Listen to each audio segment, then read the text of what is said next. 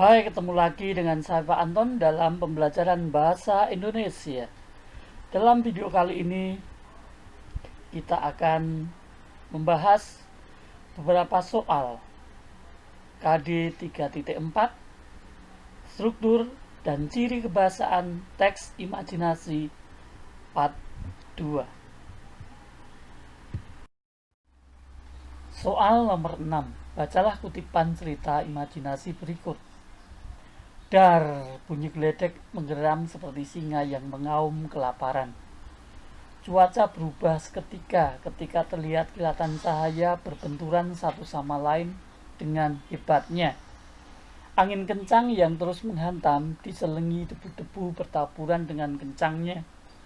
Orang berlalu lalang menuju bangunan berjajar rapi di pinggir jalan yang di setiap pintunya tertulis nama pemiliknya. Dalam cerita imajinasi, kutipan tersebut termasuk dalam bagian A. Judul, B. Orientasi, C. Komplikasi, D. Resolusi. Berbicara tentang struktur teks imajinasi, kalian tentu masih ingat bahwa ada 3 bagian dalam struktur teks imajinasi, yaitu orientasi, komplikasi, dan resolusi. Orientasi merupakan bagian pengenalan cerita, berisi gambaran tentang tokoh dan wataknya, serta penggambaran umum tentang latar peristiwa dalam cerita. Biasanya berbicara tentang apa yang terjadi, siapa yang mengalami, kapan, dan di mana. Sedangkan komplikasi merupakan bagian cerita yang menunjukkan adanya permasalahan yang dihadapi oleh tokoh. Dalam bagian ini, tokoh mengalami yang namanya konflik. Tokoh berkonflik dengan dirinya sendiri, tokoh berkonflik dengan orang lain, atau tokoh berkonflik dengan lingkungan di sekitarnya. Sedangkan bagian resolusi adalah bagian penyelesaian atau peleraian.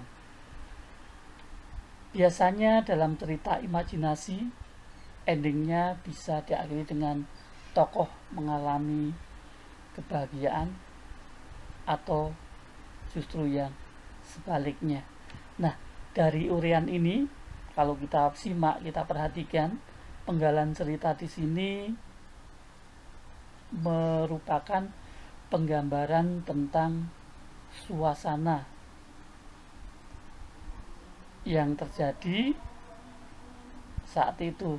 Maka jawabannya adalah yang iya. Soal nomor 7. Perhatikan kutipan cerita berikut. Selama berjalan menuju rumah, dia terus memikirkan bayangan apa yang keluar dari kilatan cahaya tadi. Josu termenung berjam-jam di kamar sambil membalik-balik buku untuk mencari tahu bayangan apa yang dilihatnya tadi. Dalam sebuah buku yang berjudul Legend of Miracle, dia menemukan legenda tentang bayangan dalam cahaya. Dalam cerita imajinasi, kutipan tersebut termasuk dalam bagian A. Judul, B. Orientasi, C. Komplikasi, dan D. Resolusi. Nah, seperti soal nomor 6 tadi sudah Bapak jelaskan, bahwa bagian cerita imajinasi ada orientasi, komplikasi, dan resolusi. Orientasi bagian pengenalan, komplikasi menunjukkan permasalahan yang dihadapi tokoh, dan resolusi merupakan penyelesaian. Nah, kutipan di sini secara jelas kita bisa lihat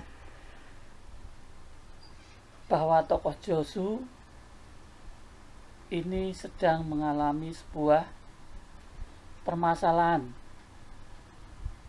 Ada hal yang menjadi beban dalam pemikirannya, yaitu ketika ia melihat sebuah bayangan yang keluar dari kilatan cahaya. Nah, maka jawabannya adalah yang iya. Soal nomor 8. Perhatikan kutipan cerita berikut. Sepanjang perjalanan sampai ke rumah, Peri Lilia terus-menerus mengucapkan terima kasih atas kebaikan dan kecerdasan Sevi yang telah membantunya. Sevi hanya tersenyum dan berkata, ia akan melakukan apapun demi sahabatnya. Mereka terharu. Peri Lilia berjanji kepada dirinya untuk selalu menjaga persahabatannya dengan Sevi selamanya. Dalam cerita imajinasi, kutipan tersebut termasuk dalam bagian A. Judul, B. Orientasi, C. Komplikasi, dan D. Resolusi.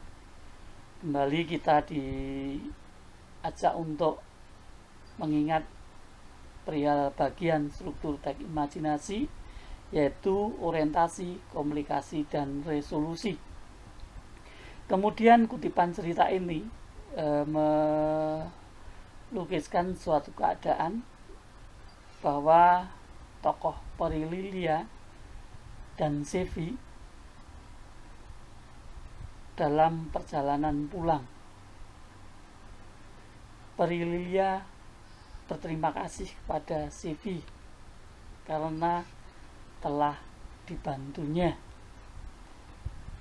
Nah, dengan kata-kata kuncinya mengucapkan terima kasih dalam perjalanan sampai ke rumah, kemudian Peri Lilia dibantu oleh Sevi, ini menunjukkan bahwa tokoh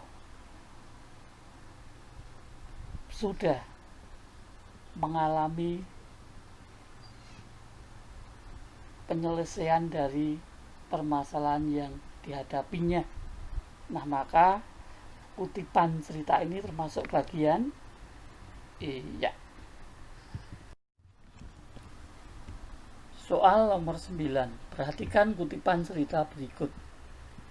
Setelah mengetahui dia memiliki kekuatan super, ia bertekad untuk memperbaiki negerinya dari ancaman bahaya para penjahat. Namun untuk menjaga dan melindungi orang-orang terdekatnya, ia harus merahasiakan identitasnya. Konjungsi urutan waktu yang terdapat dalam kutipan cerita tersebut adalah A. Untuk, B. Dari, C. Para, dan D. Setelah. Konjungsi urutan waktu adalah kata penghubung yang menunjukkan urutan peristiwa dalam sebuah cerita. Biasanya ditandai dengan pemakaian kata-kata penghubung, misalnya setelah itu, selanjutnya, kemudian, akhirnya, lalu, selama itu, dan lain-lainnya. Nah, maka kata penghubung yang menyatakan urutan waktu dalam cerita tersebut adalah iya. Soal nomor 10. Perhatikan kutipan cerita berikut.